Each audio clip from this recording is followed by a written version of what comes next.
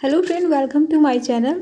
आज हम लोग आधुनिक भारत का इतिहास पढ़ेंगे। आप लोग अगर जेपीएससी की प्रिपरेशन कर रहे हो, ये आप ही के लिए वीडियो है। तो आप आधुनिक भारत का इतिहास, ये पहला मतलब सीरीज बाय सीरीज आते रहेगा। ये फर्स्ट वीडियो है, तो आप पूरा वीडियो ज़रूर देखना। अगर अभी तक आप मेरे चैनल पर नए हो तो प्लीज़ चैनल को सब्सक्राइब कीजिएगा, लाइक कीजिएगा और शेयर करना बिल्कुल मत भूलिएगा, ठीक है। तो चलिए हम लोग आधुनिक भारत के इतिहास देख लेते हैं कि। और हाँ, एक बात मैं और बता दूँ कि ज़्यादा कुछ आपको तामझाम से नहीं पढ़ना है। जो जिस तरह का फैक्ट क्वेश्चन आते हैं उसी के अकॉर्डिंग मैं आपको बताऊंगी। मैं ज़्यादा डिटेल नहीं दूंगी क्योंकि ज़्यादा डिटेल क्वेश्चन नहीं पूछते हैं। आप पिछले प्रीवियस ईयर का क्वेश्चन आप उठाकर देख सकते हो जेपीएससी में किस तरह का क्वेश्चन आया है, किस तरह का क्वेश्चन पूछता है, कि उसके अकॉर्डिंग ही हम लोग तैयारी करेंगे, ना कि हम लोग पूरा डिटेल्स में जाएंगे, क्योंकि डिटेल्स में हम लोग को ज़्यादा तामझाम नहीं करना है। ओके, आई होप सो कि आप समझ गए होंगे। तो चलिए हम लोग स्टार्ट करते हैं। आधुनिक भारत। आधुनिक भारत में एक आता है 18वीं सदी का भारत। दूसरा आपका टॉपिक होगा कि यूरोपीय कंपनी का आगमन, और तीसरा होगा अंग्रेजी कंपनी का भारत में विस्तार। ये जो 18वीं सदी का जो भारत है ये हमें नहीं पढ़ना है, इससे क्वेश्चन बिल्कुल नहीं आते हैं, ठीक है। हम लोग को जो पढ़ना है ये यूरोपीय कंपनी का आगमन और अंग्रेजी कंपनी का भारत में विस्तार कैसे हुआ, इस पर हम लोग परिचर्चा करेंगे, ठीक है। तो चलिए फिर हम लोग पढ़ लेते हैं।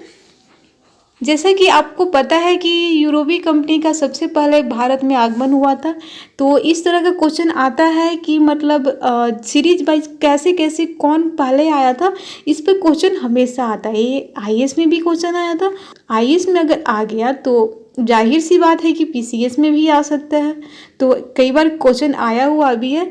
तो जैसे आया था कि जो सबसे पहले भारत में यूरोपीय कंपनी का आगमन, भारत में सबसे पहले कौन आया था, भारत में यूरोपीय कंपनी में से कौन आया था। तो पहले आपका पुर्तगाली आया था जो कि 1498 में आया था। दूसरा आपका डच आया था जो कि 1595 से 96 ईस्वी में आया था।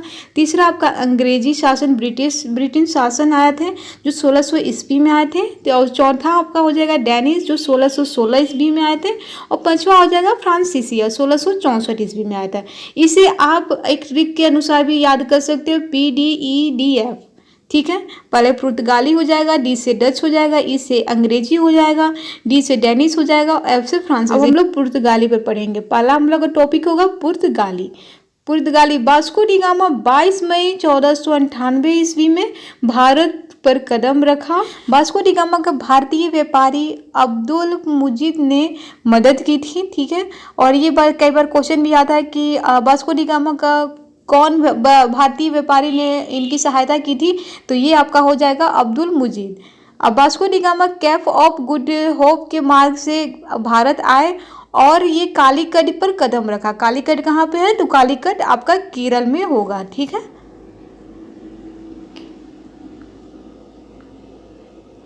वास्को डी गामा कालीकट पर कदम रखा और कालीकट का शासक जामोरियन ने इसकी स्वागत की। ये कालीकट केरल में है, ठीक है। वास्को डी गामा मसाले का व्यापार किया था, ये 1502 किया था। और ये जब यहाँ से मसाला का व्यापार करके भारत से अपने देश लौटे थे तो वहाँ पे 60 गुना ज़्यादा इन्हें मुनाफा हुआ था, ठीक है। उसके बाद 1505 ईस्वी में प्रथम पुर्तगाली गवर्नर फ्रांसिस्को द अल्मीडा आता है भारत में। अल्मीडा की एक नीति भी बनी थी जो हमेशा क्वेश्चन आते हैं। अल्मीडा 1503 में पहला कोटी फैक्ट्री का निर्माण कराया था, अल्मीडा ही ने कराया था। इसका अधिकारी द्वीप गुजरात पर हो गया था और फिर बाद में ये अरब सागर तक फैल गया था।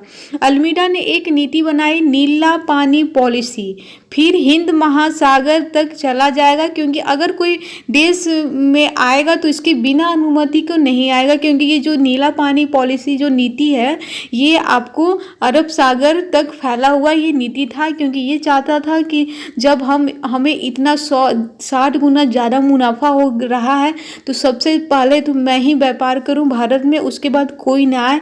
इसीलिए नीला पानी पॉलिसी इन्होंने एक नीति बनाई थी और इनके अनुमति के बिना कोई भी भारत में प्रवेश नहीं कर सकता था। भारत में कोई तो तटीय क्षेत्र से ही भारत घुसेगा, तो इसीलिए समुद्री मार्ग में ही नीला पानी पॉलिसी का एक नीति बनाई थी, ठीक है।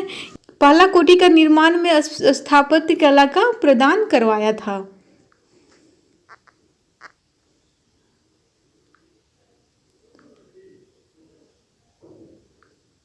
यहाँ पर फैक्ट्री कोठी का प्रयोग अन्न रखने के लिए, कार्यालय और निवास के लिए करता था। इस तरह का कोठी रहता था, एक तरफ अन्न रखा जाता था, एक तरफ आपका कार्यालय होता था, एक तरफ निवास करना रहता था, जो व्यापारी आकर निवास करते थे।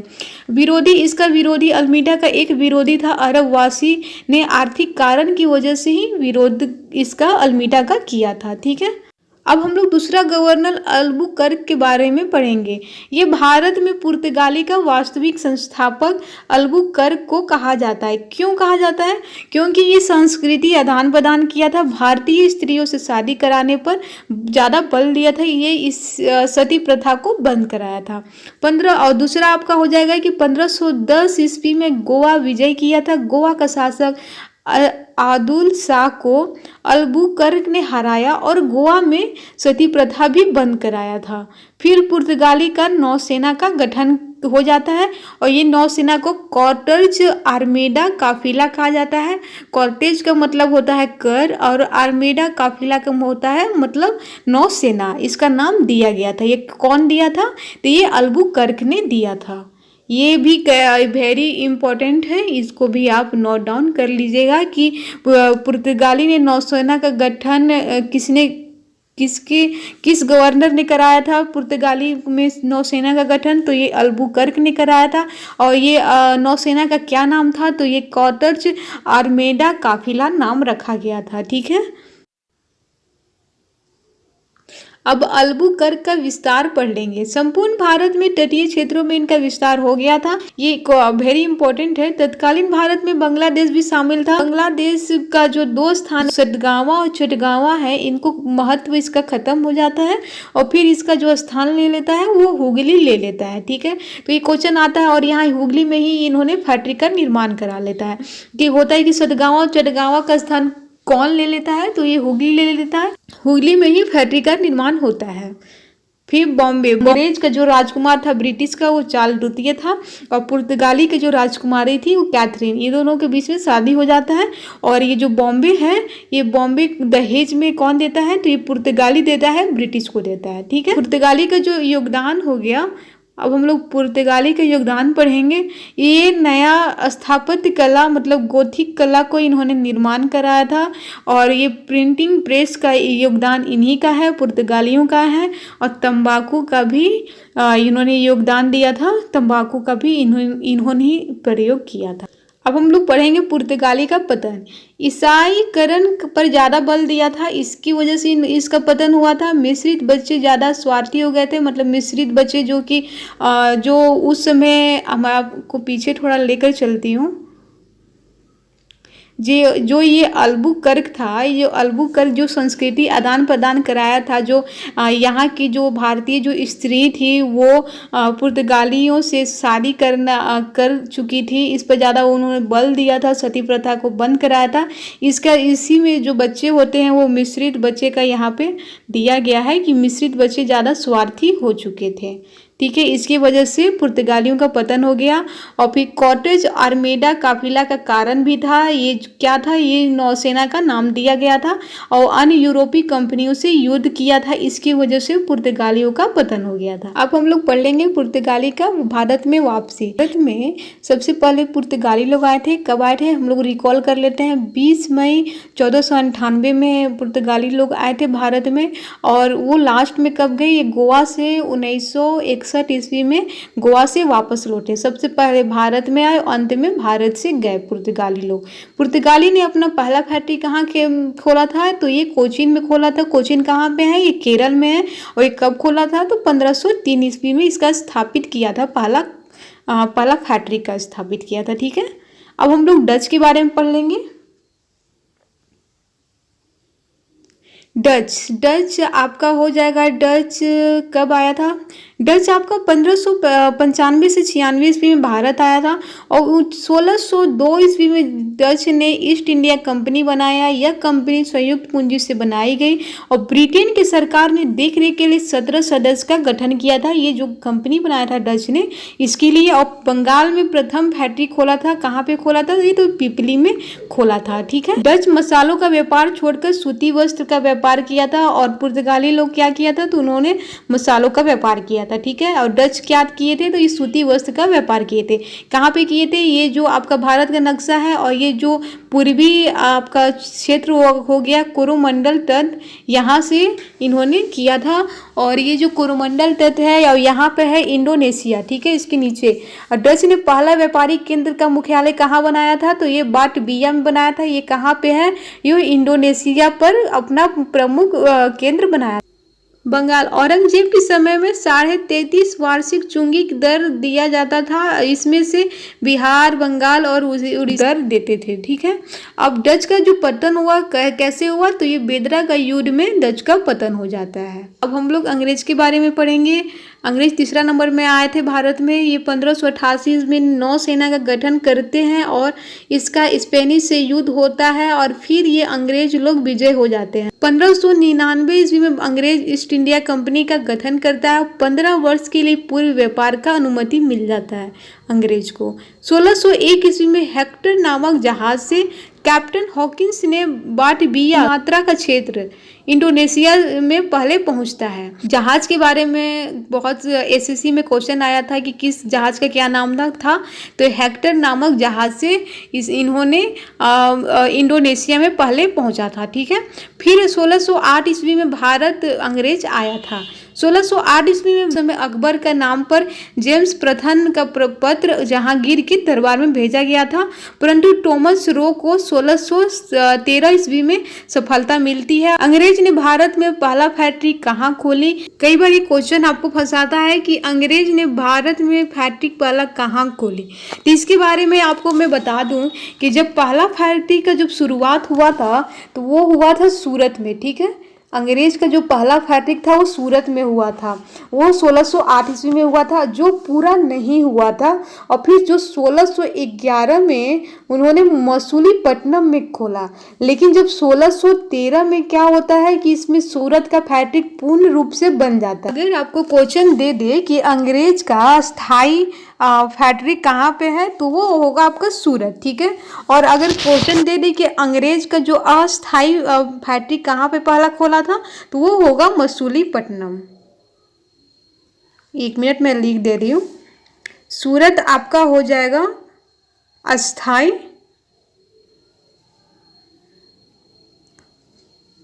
फैक्ट्री हो जाएगा। अब आपका मसूलीपट्टनम हो जाएगा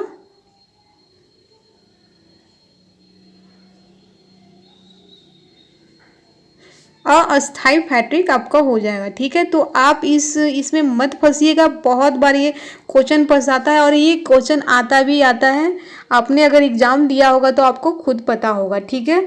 आपको बस याद रखना है कि अगर अस्थाई दे दे तो सूरत, अस्थाई दे दे तो मसूलीपट्टनम हो जाएगा। क्योंकि मैं आपको फैक्ट बता दी ना कि पहले तो इन्होंने सूरत में ही कोठी अपना खोला था, लेकिन वो मंजूरी नहीं दिया था, वो जहांगीर ने मंजूरी नहीं दिया था। इसके बाद इन्होंने मसूलीपट्टनम में खोला, तो मसूलीपट्टनम पे दूसरा बार खोला था। पहला तो उसका सूरत में ही हो जाएगा, वो 1608 ईस्वी में खोला था, ठीक है। और जो 1611 में जो मसूलीपट्टनम में बनाया, लेकिन जो 1613 ईस्वी में सूरत का फैक्ट्री पूर्ण रूप से बन चुका था, ठीक है। तो तो सूरत ही आप कीजिएगा, ठीक है। आई होप सो कि आपको ये क्लियर हो गया होगा। अब हम लोग विस्तार पढ़ेंगे। 1623 ईस्वी में सूरत, भड़ोच, अहमदाबाद, आगरा और मसूलीपट्टनम पर फैक्ट्रियां स्थापित किया गया था अंग्रेजों का। 1639 ईस्वी में दक्षिण भारत में राजनीतिक स्थिति में परिवर्तन होता है और मसूलीपट्टनम के स्थान पर मद्रास में हस्तांतरित करता है। मतलब पहले तो इन्होंने मसूलीपट्टनम में खोला, उसके बाद वो फैक्ट्री उसके बाद वो मद्रास में ले जाते हैं, ठीक है। फिर तीसरा हो जाता है कि मद्रास का स्थानीय शासन ने अंग्रेजों का सिक्का जारी और प्रशासन दे दिया और इस चुंगी से 1/2 भाग शासक को मिल जाता है। कि एक किला का निर्माण कराता है, इन्होंने एक किला का निर्माण कराया है, फोर्ट सेंट जॉर्ज किला। ये कहाँ पे है, ये मद्रास में स्थित है, ठीक है। 1651 ईस्वी में हुगली नगर में औरंगजेब और अंग्रेज के बीच में नोक-झोंक हो जाती है, जिसकी वजह से अंग्रेज को औरंगजेब से माफ़ी मांगनी पड़ती है और हर्जाना भी भरना पड़ता है। 1698 ईस्वी में जो बंगाल का सूबेदार अजीम मुसान था, वो बंगाल के जो 3 गांव को जो मिलाया था। गांव का नाम है सुल्तानाटी, कालीकाटा और गोविंदपुर। ये तीनों गांव को मिलाकर जॉब चरनौक ने एक किला का निर्माण किया था। ये किला कहाँ पे है? ये किला कोलकाता में है। किला का नाम है फोर्ट विलियम। ठीक है, ये किला का निर्माण करवाया था, कोलकाता में करवाया था। और बता दिया है कि एक फोर्ट सेंट जॉर्ज का जो किला है वो कहाँ पे है? ये मद्रास में स्थित है। और दूसरा किला आपका कहाँ पे है? ये कोलकाता में है, फोर्ट विलियम के नाम से। ठीक है। 1717 ईस्वी में मुग़ल सम्राट फ़र्रुखसियर जब बहुत ज़्यादा बीमार होता है और कहीं से भी वो ठीक नहीं होता है, तब अंग्रेज़ जब भारत में आए हैं तो जाहिर सी बात है वो अपने साथ डॉक्टर भी लाए होंगे। तो अंग्रेज़ के जो डॉक्टर उनका इलाज करता है, फ़र्रुखसियर का इलाज करता है, तो फ़र्रुखसियर खुश होकर अंग्रेज़ को निःशुल्क व्यवहार का शाही फरमान दे देते हैं। और फ़र्रुखसियर का कहना रहता है कि आप सिर्फ मुझे कहीं का एक जगह का स्थान दे दीजिए, 1/2 ही मुझे पैसा दीजिए, बाकी आप रख लीजिए। अब फ़र्रुखसियर का इलाज अंग्रेज वाले डॉक्टर ने किया था, इसीलिए यह अंग्रेज को निःशुल्क व्यवहार दिया था। ठीक है, देखिए कितना मतलब गलत किया था मुग़ल शासक ने, क्योंकि जब अंग्रेज को अगर वो निःशुल्क व्यापार करने का इजाज़त दे देगा तो जाहिर सी बात है कि अंग्रेज का तो मन बढ़ेगा ही। इसकी वजह से ही हमारा देश इतना साल तक गुलाम रहा। अब हम लोग फ्रांसीसी के बारे में पढ़ लेंगे। फ्रांसीसी भारत कब आए थे? तो ये 1664 ईस्वी में भारत आए थे। ठीक है।